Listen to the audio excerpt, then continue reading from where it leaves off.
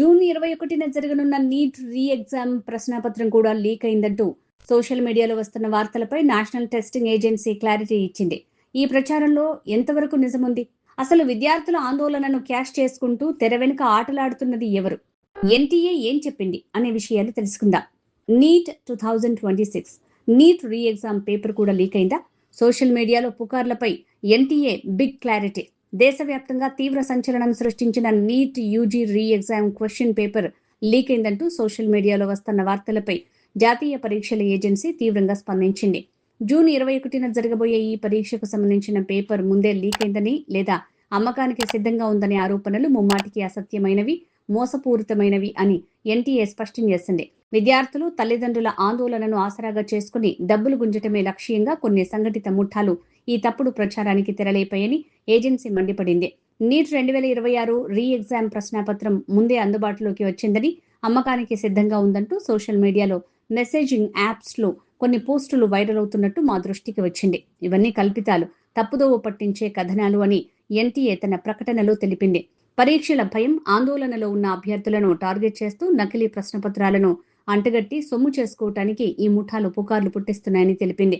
పరీక్షా ప్రక్రియ సమగ్రత పూర్తిగా భద్రంగా ఉందని, అత్యంత సురక్షితమైన వాతావరణంలో నిష్పక్షపాతంగా పరీక్ష నిర్వహిస్తామని ఎన్టీఏ భరోసా ఇచ్చింది. సైబర్ క్రైమ్ రంగంలోకి ఎన్టీఏ అకౌంట్లు బ్లాక్. ఇలాంటి నకిలీ కంటెంట్ ను సృష్టిస్తున్న, ఫార్వర్డ్ చేస్తున్న సోషల్ మీడియా ఛానళ్లను, ఖాతాలను ఎన్టీఏ చురుగ్గా పర్యవేక్షిస్తోంది. తప్పుడు సమాచారాన్ని వ్యాప్తి చేస్తున్న అకౌంట్లను తక్షణమే తొలగించాలని సంబంధిత ప్లాట్ఫామ్లకు నివేదించడంతో పాటు సైబర్ క్రైమ్ అధికారులకు అధికారికంగా ఫిర్యాదులు చేస్తోంది.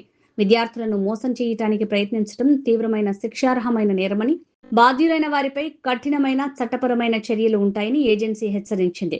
అభ్యర్థులెవరూ ఈ మోసగాళ్లను నమ్మి డబ్బులు చెల్లించొద్దని, కేవలం ఎన్టీఏ అధికారిక వెబ్సైట్ సమాచారాన్ని మాత్రమే ఫాలో అవ్వాలని సూచించింది.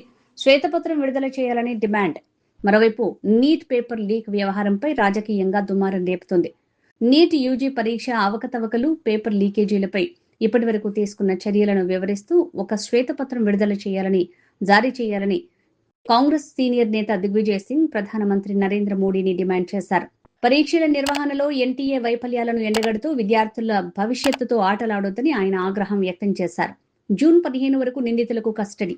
ఇదిలా ఉంటే నీట్ పేపర్ లీక్ కేసు దర్యాప్తు వేగంగా సాగుతోంది. ఈ వ్యవహారంలో పట్టుబడిన 5 ముఖ్య నిందితుల జ్యుడిషియల్ కస్టడీని జూన్ 15 వరకు పొడిగిస్తూ ఢిల్లీ కోర్టు ఉత్తర్వులు జారీ చేసింది. మే 3న జరిగిన నీట్ యూజీ పరీక్ష పేపర్ లీక్ ఆరోపణల నేపథ్యంలో మే 12న రద్దయిన సంగతి తెలిసిందే. ప్రస్తుతం ఈ కేసుపై సీబీఐ ముమ్మరంగా దర్యాప్తు చేస్తోంది. ఈ క్రమంలోనే జూన్ 21న జరగబోయే రీ ఎగ్జామ్పై విద్యార్థులు ఎలాంటి పుకార్లను నమ్మకుండా పూర్తి ఆత్మవిశ్వాసంతో ప్రిపరేషన్పై దృష్టి పెట్టాలని ఎన్టీఏ కోరింది.